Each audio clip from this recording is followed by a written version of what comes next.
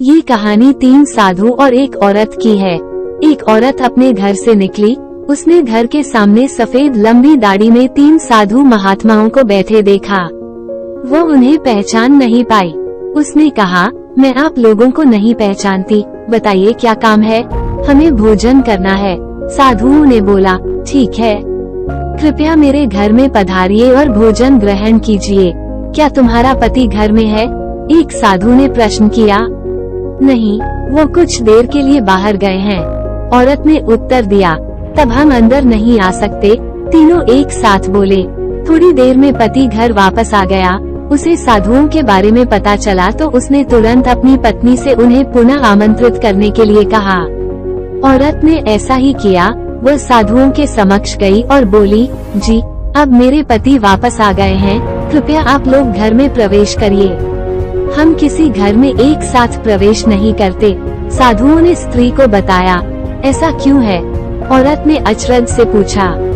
जवाब में मध्य में खड़े साधु ने बोला, पुत्री, मेरी दाईं तरफ खड़े साधु का नाम धन और बाईं तरफ खड़े साधु का नाम सफलता है और मेरा नाम प्रेम है। अब जाओ और अपने पति से विचार विमर्श करके बताओ कि तुम हम तीनों में से किसे बुलाना चाहती हो। औरत अंदर गई और अपने पति से सारी बात बता दी। पति बेहद खुश हो गया। वाह, आनंद आ गया, चलो जल्दी से धन को बुला लेते हैं। उसके आने से हमारा घर धन दौलत से भर जाएगा और फिर कभी पैसों की कमी नहीं होगी। औरत बोली, क्यों न हम सफलता को बुला लें, उसके आने से हम जो करेंगे वो सही होगा और हम देखते देखते धन दौलत के मालिक भी बन जाएंगे। तुम्हारी बात भी सही है, पर इसमें मेहनत करनी पड़ेगी। मुझे तो लगता ही धन को ही बुला लेते हैं। पति बोला। थोड़ी देर उनकी बहस चलती रही पर वो किसी निश्चय पर नहीं पहुंच पाए और अंततः निश्चय किया कि वह साधुओं से ये कहेंगे कि धन और सफलता में जो आना चाहे आ जाए। औरत झट से बाहर गई और उसने यह आग्रह साधुओं के सामने दोहरा दिया। उसकी बात सुनकर साधुओं ने एक दूसरे की तरफ देखा और बिना कुछ कहे घर से दूर जाने लगे। अरे, आप लोग इस तरह वापस क्यों जा रहे हैं?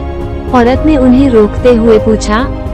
पुत्री, दरअसल हम तीनों साधु इसी तरह द्वार द्वार जाते हैं और हर घर में प्रवेश करने का प्रयास करते हैं। जो व्यक्ति लालच में आकर धन या सफलता को बुलाता है, हम वहां से लौट जाते हैं, और जो अपने घर में प्रेम का वास चाहता है, उसके यहाँ बारी बारी से हम दोनों भी प्रवेश कर जाते हैं। इसलिए इतना याद रखना कि जहाँ प्रेम है वहाँ धन और सफलता की कमी नहीं होती। ऐसा कहते हुए धन और सफलता नामक साधुओं ने अपनी बात पूर्ण की। तो दोस्तों, कैसी लगी ये स्टोरी? उम्मीद करती हूँ आपको अच्छी लगी होगी। जल्दी ही फिर मुलाकात होगी किसी नई अच्छी कहानी के साथ।